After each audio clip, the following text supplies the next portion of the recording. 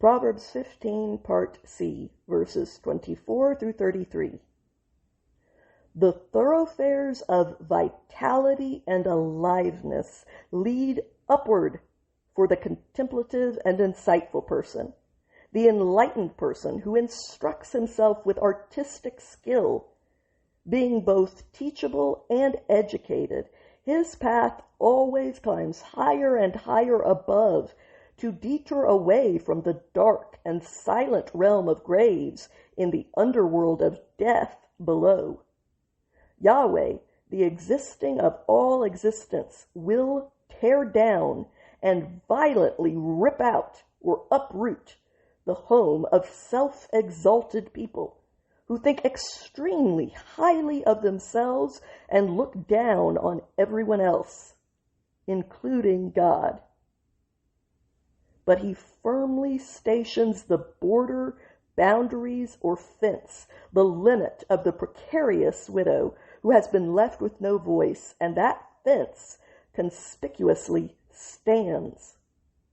Malicious intentions, harmful purposes, values, and thoughts, destructive dreams or imaginings, and calculations or plans that are corrupt and rotten are revolting to Yahweh, the existing of all existence. But the clean and pure have words of loveliness to the senses. They are beautiful, sweet, and desirable.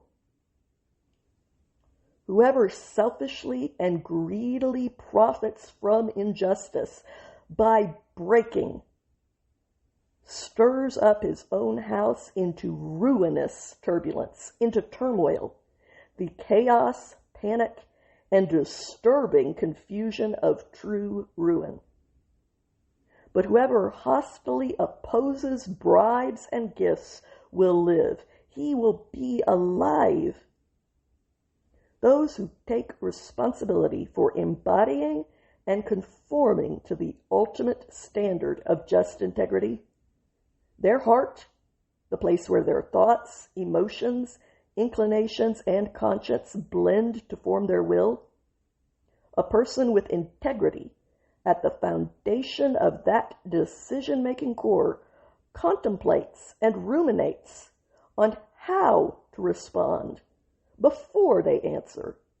But the open mouth of the hostile, defiantly unjust criminal, the morally guilty convict, uncontrollably gushes expressions of various evils, and it spews out or vomits harm, corruption, malice, and dysfunctional destructiveness.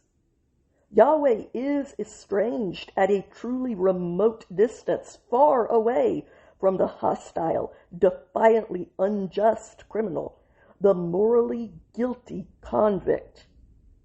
But he responds to the introspective prayer of those who take responsibility for embodying and conforming to the ultimate standard of just integrity.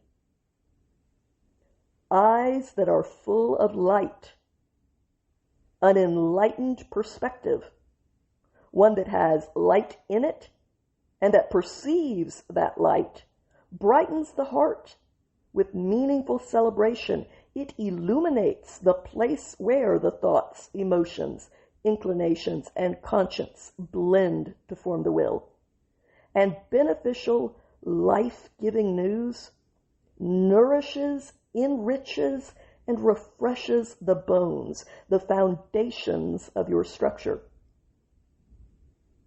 Whoever responds with his ears in a balanced way to the reproof of life, when life itself presents a well-reasoned case, one that is convincingly argued with clarity and evidence, exposing the truth, justly convicting, and holding you to account.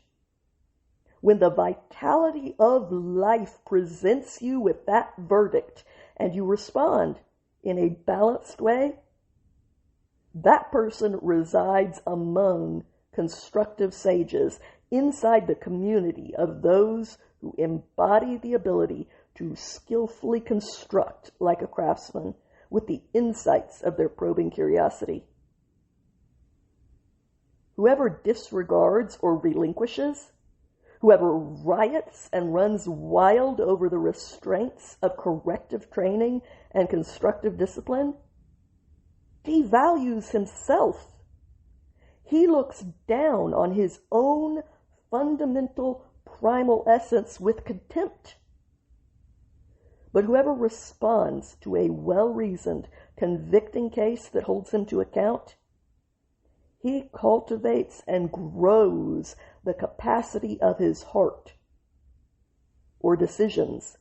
He possesses and masters the place where his thoughts, emotions, inclinations, and his conscience unite to form his will. The visceral awe of Yahweh, the existing of all existence, and the respectful deference of action that it produces, is the corrective training for wisdom, the ability to skillfully construct like a craftsman with the insights of a probing curiosity. So before a person can be respected, that person must encounter humility. Or, in the face of a manifesting respect with real weight to it, there must be humility.